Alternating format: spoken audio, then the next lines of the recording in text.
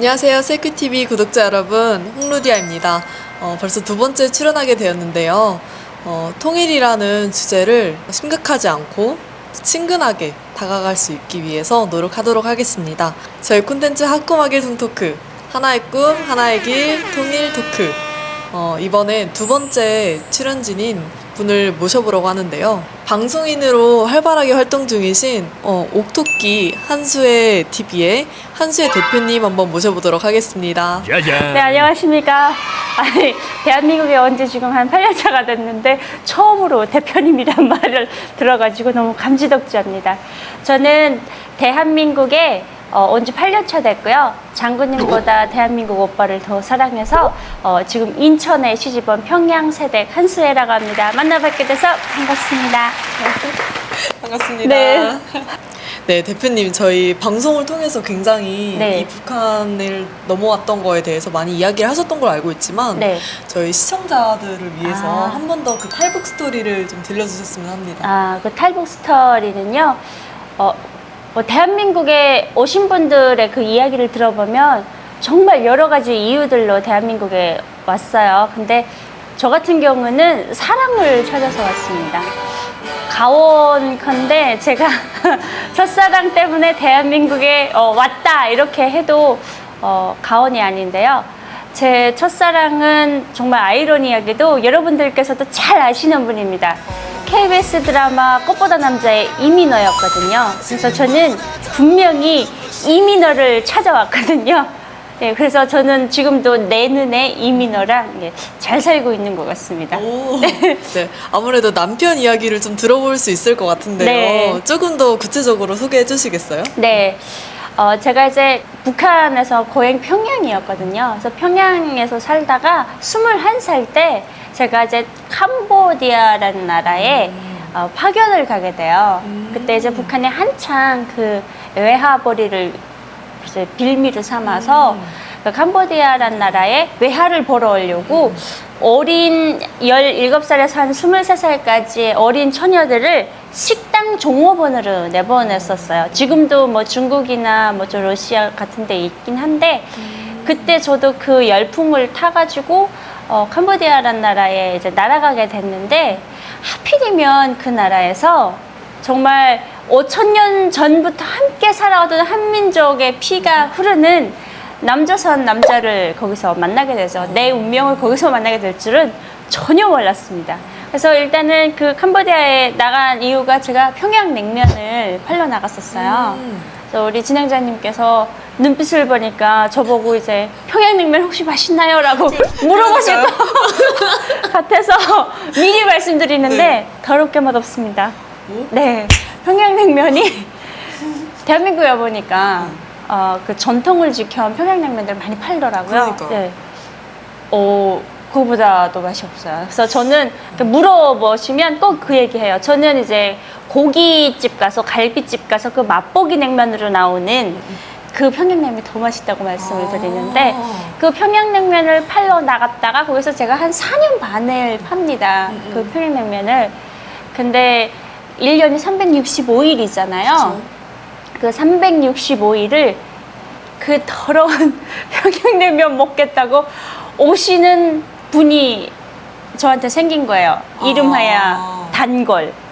그 단걸을 따라서 제가 여기까지 오게 됐고 그 단걸로 인해서 대한민국이라는 세상을 들여다보고 마지막에 동경을 하고 마지막에는 꿈을 이루기 위해서 여기까지 오게 된 케이스가 된 거죠. 네. 네. 지금 궁금한 게 너무너무 많은데요. 일단은 그렇게 선정이 돼서 외화벌이를 하러 간 게 네. 좋은 일이었던 건가요? 그쵸. 북한 주민의 입장에서 그리고 북한에 사는 그러니까 여자로 태어났잖아요. 제 입장에서는 우리 대한민국 그 MZ 세대들처럼 여자랑 남자랑 너무 동등하고 그리고 평등하고 어디든 내가 이룰 수 있는 꿈의 기회가 있는 세상이 아니었거든요. 북한이란 그때 내가 살던 세대는 그랬어요. 그래서 지금 세대에 대해서 제가 북한 요즘 세대는 이래요라고 이제 확정은 못 짓겠지만 제가 살 때는 그랬었거든요. 그래서 이제 제가 학교를 졸업하고 잠깐 군에 갔다가 군에서 이제 2년을 근무를 하고 그 이제 진로를 선택한 게 해외로 나간 거였는데 그 나갈 때 가장 큰 이유는 돈이었어요. 저희 아버지가 이제 군인이셨거든요. 직업 군인이시라서 별을 달고 계셨는데 저희 아버지 한 달 월급이 대한민국 돈으로 1,000원이었어요. 이 한 달 월급을 가지고 4명이 살아야 되는데 이게 말이 됩니까? 1,000원 가지고 아니 쌀 1kg도 못 샀는데 밥 한 끼가 대충 얼마라고 생각하면 되나요? 그때 이제 쌀 1kg에 2,500원이었어요. 2,500원이었는데 한 달 월급을 1,000원 받으니까 이게 말이 되지 않잖아요. 그러니까 별을 단 분도? 네, 그 정도였거든요. 그러면 네, 생각을 딱 해보면 제가 이제 숫자를 잘못 말했는데 이제 대한민국 돈은 월급이 1,000원, 북한 돈으로 8,000원. 예, 북한 돈으로 8,000원이었거든요. 그러니까 아버지가 한 달에 북한 돈으로 8,000원을 받으셨는데 쌀 1kg 값이 2,500원이었어요. 그러면 한 달에 우리는 쌀만 사면 끝인 거네요, 네, 거의. 그러니까 네. 2.5kg밖에 못 사요, 한 달에. 4명이서 2.5kg 못 먹잖아요. 어떻게 먹어요? 그래서 이제 북한은 그 법이라는 테두리 안에서 다 불법을 저질러야 살아남을 수 있는 체계가 된 거예요. 그래서 생각을 해보니까 나한테는 미래가 없는 거예요. 그래서 어떻게든 돈을 벌고 싶은데 어떻게 해야 벌 수 있을까를 생각하던 끝에 내리게 된 결정이 해외를 나가면 돈을 아빠 한 달 월급의 150배를 준다는 거예요.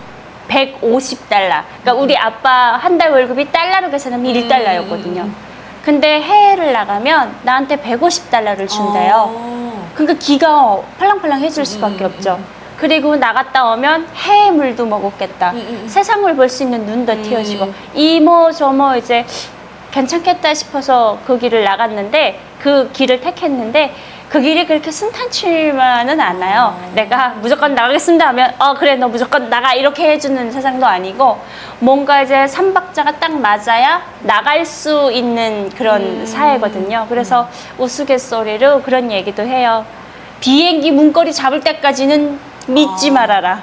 네, 그 정도로 이제 해외 나가기가 굉장히 힘들었고 그만큼 또 수요가 굉장히 높았었죠. 그 아까 4년 동안이나 일단 근무를 하셨다고 했는데 네. 그 와중에 왔다 갔다 할 수 있었던 건가요? 아니면 계속 거기서 돈만 보내야 했던 건가요? 그 4년 동안 절대로 집으로 갈 수가 없습니다. 절대로 갈 수가 없고 원래는 3년을 계약을 하고 나가요. 왜냐면 이 3년 제가 그 왜 3년을 딱 계약을 하고 나갔는지 그 나라에 나가서 느끼면서 그 나라에서 살면서 알게 됐는데 우리가 이제 그래도 좀 평양에서 나름 충성심이 이제 강한 그 세대로 자랐고 그리고 또 특히 아버님이 군인이시라 그래도 남들보다는 조금 충성도가 높은 사람으로 살았는데 그 나라에서 이제 캄보디아라는 나라에서 3년 동안 한 근무를 하게 되니까 이 세상 보는 눈이 튀어지잖아요. 그러니까 이게 세뇌가 벗겨지더라고요. 그래서 제가 알았거든요. 3년 지나면 세뇌가 왕창 깨지니까 요거를 이제 마지노선으로 삼은 것 같다. 그래서 3년만 되면 원래는 다 들여보내요. 원칙이. 근데 어떤 경우가 특수하냐면 만약에 이 친구가 있어서 이 회사 회사 식당 매출이 왔다 갔다 해요. 좌우지가 돼요. 너무 인기가 많은데 남남북녀라고 해가지고 거기 이제 저희 식당에 오시는 분들이 거의 99.99%가 대한민국 분들이셨거든요. 그러니까 말이 통하잖아요. 그러니까 말이 통하는 나라에 근데 이제 북한 사람을 볼 수가 없는데 그 나라에 오면 봐요. 보는데 너무 예뻐요. 이러니까 어떤 때는 막 그분 한번 뵙겠다고 비즈니스 끊고 오시는 분들도 있을 만큼 그렇게 인기가 많으면 연장을 하더라고요. 그래서 저는 최대 8년까지 있는 사람 봤거든요. 그래서 17살에 나왔다 25살에 이제 북한으로 들어가더라고요. 그 정도로 그 이제 식당이 북한에서는 이제 돈 잘 벌어온다고 파워도 있는 그 식당이었고 입소문이 두루두루 나 있어가지고 꼭 그 식당 캄보디아에 있는 그 냉면관을 나가고 싶다라고 하는 친구들이 굉장히 많았었죠. 근데 뭐 어떻게 된지는 모르겠지만 일단 턱걸이로 제가 가게 됐습니다.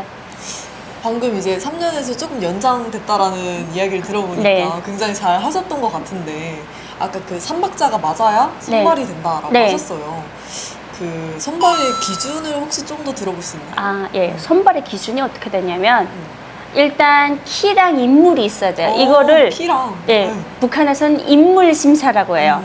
그러니까 대한민국에 약간 그 면접 보는 것 같은 그쵸? 느낌이에요. 인사과에 가가지고. 그래서 이제 그 인물 심사에 가가지고 일단 1차로 합격되는 친구들이 학교에 들어올 수 있어요. 입학이 되거든요. 그럼 입학을 하면 그 입학하는 순간에 나라들이 갈려요. 그래서 이게 그게 한 개 반이 되는 거죠. 그래서 뭐 캄보디아죠, 뭐 중국 뭐 해남도죠, 뭐 청도죠, 다낭 뭐 이런 게 다 나뉘거든요.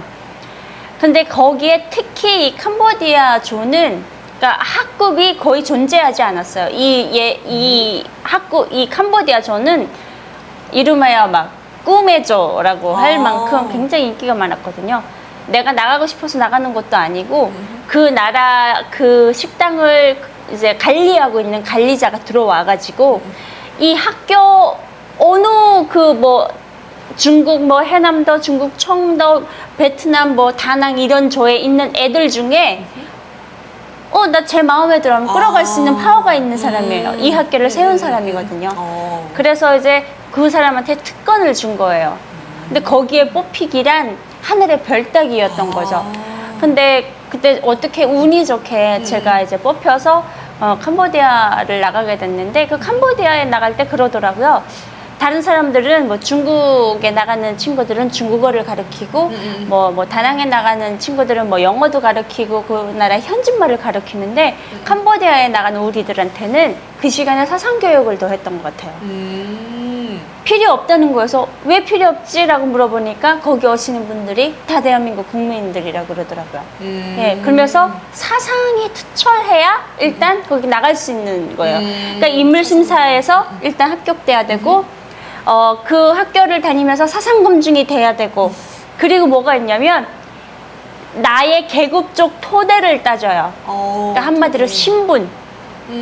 내 할아버지 할머니 쪽 그리고 내 무슨 조카 사돈의 팔촌까지 일단 그러니까 북한의 그 이제 그 체제에 반하는 행동이 있는 사람이 있으면 안 돼요. 그래서 뭐 대한민국으로 왔다거나 아니면 전쟁 때 뭐 포로 뭐가 됐다거나 아니면 일제감정 때 뭐가 되었거나 뭐 6.25 전쟁 때 뭐가 있었다거나 하면 다 불순분자로 분리가 돼요. 그래서 내 가족에 뭐가 하나라도 있으면 이 꿈을 이룰 수 있는 길조차 없는 거예요. 그래서 거기서 합격이 되면 여기도 없다라고 하면 그때 뭐를 하냐면 신원조회라는 걸 해요. 신원조회. 지금 현재 살고 있는 그러니까 모든 사람들의 신원을 다 파악을 해야 돼요. 그래서 북한이 정말 아이러니한 게 뭐냐면요. 내 친척이 지방에 살 수도 있잖아요. 이 지방에 사는 친척의 생사를 확인하러 가거든요. 확인하러 가는 사람이 내가 아니고 인사과 과장이 가요. 그 사람 보고 북한은 간부지도원이라고 해요. 그 간부지도원이 가서 이 사람이 정말 살아있고 어디서 살고 있으며 현직이 뭐가 있다를 다 이렇게 들러보거든요. 근데 여기까지 가려면 운송수단이 필요하지 않습니까? 그쵸, 그쵸. 그 운송수단에 필요한 연료, 그러니까 한마디로 말해서 그 기름 있잖아요. 자동차 달릴 수 있는 그 기름을 내가 내야 돼요. 그러니까 내가 빨리 나가고 싶으면 뇌물로 그 기름을 갖다 바쳐야 내가 빨리 이제 이거를 마치고 원하는 나라에 나갈 수 있거든요. 다 이런 식으로 이어지다 보니까 결국에는 돈 있어야 되죠. 계급적 토대 좋아야 되죠. 뭐 인물심사 그것을 합격돼야죠. 이런 삼박자들이 딱 맞아서 결국에는 나갈 수 있다라고 이제 마지막에 이제 북한의 이제 중앙당이라고 하는 대한민국의 청와대 비슷한 거기서 이제 도장을 빵 찍어주면서 증명합니다라는 도장이 박히면 나가게 되는 거예요. 네. 그 이런 가족적 토대는 네. 왜 확인을 하는 걸까요, 혹시? 혹시 연좌제라고 들어보셨어요? 예, 역시 그거군요. 네, 연좌제 때문에 그럽니다.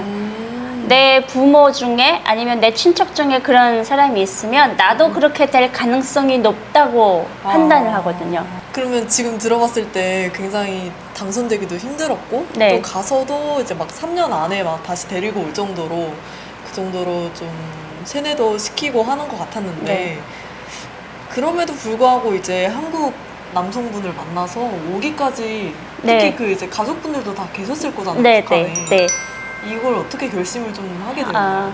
그게 어떻게 된 거냐면 아까 전에 서두에 말씀드렸는데 첫사랑 때문에 대한민국에 왔다고 했잖아요. 근데 그 첫사랑이 KBS 드라마 꽃보다 남자에 나오는 이민호였다라고 말씀을 드렸는데 제가 어릴 때 한 16, 17살 때쯤에 이제 북한에 꽃보다 남자 이런 한류 드라마, 영화, 노래 이게 엄청 들어왔었어요.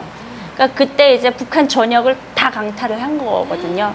그래서 우리가 이제 뭐 사춘기 때 이럴 때 보면 친구들이 대한민국에서 보면 친구들끼리 뭐 게임방 가서 하고 뭐 여자들은 네컷 사진 찍고 막 그쵸, 이렇게 그쵸. 놀잖아요.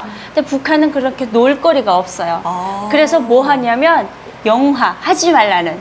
그러니까 북한 그 당국 입장에서 이거 보면 사상에 이제 녹이 쓴다고 정말 보지 말라고 하는 그 이제 불순 녹화물이라거든요. 그거를 목숨 걸고 봐요. 왜냐면 반항하고 싶은 나이거든요. 사춘기에 그렇구나. 힘을 빌려서. 그래서 일단은 그것 때문에 시작된 그 한류 바람이 결국에는 이제 한 번 보고 두 번 보고 세 번 보고 하면서 대한민국이라는 나라를 굉장히 궁금하게 만들어줬어요. 그리고 거기 나오는 사람들, 남자 주인공들을 보면서 세상에 이런 사람들이 있나. 그래서 맨 마지막에 제 눈에 확 박혔던 사람이 그 이제 이민호 씨. 아마 저의 귀가 너무 간지러워가지고 이번 만나면 제 목덜미를 한번 잡지 않을까 싶은데요. 그 이민호 씨가 나오는 그 꽃보다 남자를 보면서 딱 느낀 게 뭐냐면 이때까지 내가 북한에서 배웠던 남조선이라는 나라는 정말 잘 사는구나. 그 헐벗고 굶주린 거지들이 득실득실 거린다는 명동거리는 지금 불빛 번쩍번쩍, 아니 그건 있더라고요. 헐벗고 굶주린 건 맞더라고요. 다 여자들이 이제 다이어트한 날씬하고 찢어진 청바지 입고 그쵸, 다니는 그쵸. 거 보면 헐벗고 굶주린 건 맞아요. 근데 그 안에서 살아가는 사람들의 세상이 정말 자유롭다는 거 그때 보고 느꼈거든요. 뭐 헬기 타고 학교 가는 정도니까 그쵸? 알만하죠. 예. 그리고 이제 또 하나 이제 착각을 한 게 뭐냐면 대한민국 모든 남자들은 다 이민호처럼 생겼나 보다. 남남북녀라고 하지 않습니까? 진짜로 그걸 믿으셨나요? 그걸 믿었죠. 왜냐면 그 드라마에서 보는 남조선이 그 세상에 그게 다였기 때문에. 그래서 그 부푼 가슴을 안고 내가 이제 해외로 나가면 거기 남조선 선생님들이 많이 온다고 하니까 이민호가 진짜 정문으로 떼거지로 들어올 것이다. 그런 상상을 하면서 그 캄보디아를 나갔던 것 같아요. 그래서 나갔는데 뭐 첫날에 진짜 이민호가 들어오면 어떡할까 막 엄청 궁금했는데 제 이민호는커녕 이제 할아버지 할머니들이 손 꼭 잡으시고 아들이 효도 여행 보내주셨다고 그러면서 이제 들어오더라고요. 그게 이제 대한민국 사람의 첫 만남이었어요, 저랑. 어떤 할머니가 이제 들어오시면서 저희가 이제 한복을 입고 서 있거든요, 정문에. 손님들 쫙 들어올 때 한복 입고 우리 이렇게 해요. 안녕하십니까, 어서 오십시오. 이렇게 인사하거든요. 근데 어떤 할머니가 지나가다가 갑자기 저를 와락 끌어안으시면서 아우 이쁜 채네, 고생이 많네, 내 고향이 항해도야, 나 아직도 못 갔어, 이렇게 얘기를 하시는 거예요. 근데 그때 뭉클하더라고요. 그러게요. 이게 나는 그냥 남조선이란 나라는 어릴 때부터 배웠던 세뇌가 있어서 뭔가 이렇게 찔러도 피가 안 나올 만큼 그렇게 악독한 사람들만 사는 세상인 줄 알았어요. 근데 나를 이렇게 끌어안고 하시는 그 말씀에서 우리 할머니를 본 거예요. 우리 할머니도 저러실 것 같으니까 그냥 동네 할머니고 우리 할머니 같은 느낌이었어요. 그때 굉장히 뭉클하면서 이상하다, 이게 한민족인가 뭐 이런 느낌을 받았던 것 같아요.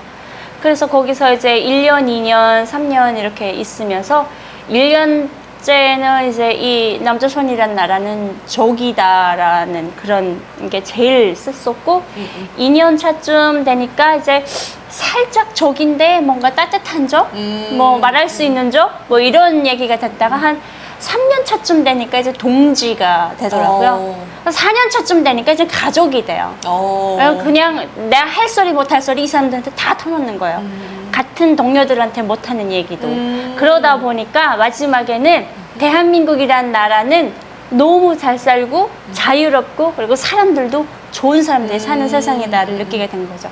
그 와중에 저한테는 이제 사랑하는 사람이 생기게 됐는데, 왜냐면 이 3, 4년 동안 거쳐오면서 대한민국 사람들이 어떻게 사는지 제 눈으로 보고 제 피부로 느꼈기 때문에 세뇌가 다 깨진 상태에서 찾아온 사랑이라 받아들이는 데는 그렇게 오랜 시간이 안 걸렸어요. 네. 예, 그러다 보니까 이 사랑 때문에 내가 목숨도 걸 수 있겠다라는 생각을 하게 됐고, 그게 너무 힘들긴 하더라고요. 마지막에는 이제 부모님이랑 남자를 넣고 저울질하는 그 순간이 그러시군요. 오더라고요. 네.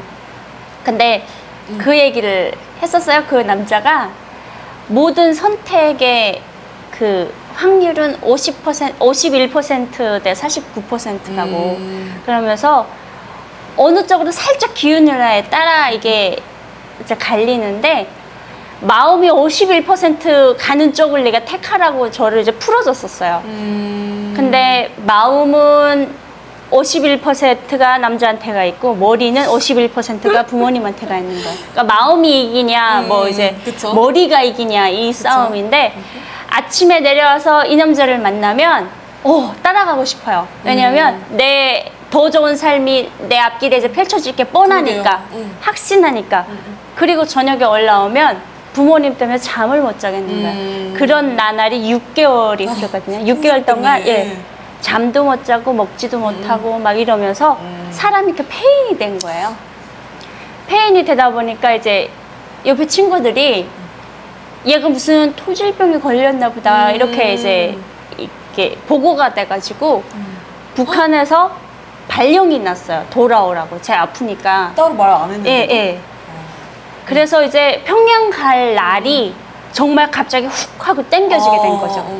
그러니까 사람이 그거 있잖아요. 이렇게 진탕치고 뭐 괜찮아 이러다가 뭔가 이제 발등에 불 떨어지면 그때부터 이제 막 조급하잖아요. 그래서 제가 그 시간이 좀 지나면 저 사람이랑 진짜 오랜 시간을 같이 있고 이러면 뭔가 이제 사람들끼리 권태기가 생겨가지고 연인들끼리 서로 싫어하는 시기쯤 오면 그때 내가 북한으로 돌아가면 되겠다라고 생각을 하고 있었는데, 이 권태기는커녕 갑자기 이게 시간이 땡겨지니까 마음이 너무 조급하더라고요. 그리고 그때 제가 한번 이 남자한테 이별을 얘기했었어요. 안 되겠다고. 왜냐면 엄마랑 아빠가 그쵸. 너무 귀중하니까 나한테는 우리 그냥 여기서 헤어지자라고 하면서 인생에 3번의 기회가 있는데, 첫 번째는 내가 이 기회인 거 알면서도 내가 보내겠다고 이렇게까지 얘기를 하고, 그 사람이 줬던 반지도 다 풀었었어요. 어머.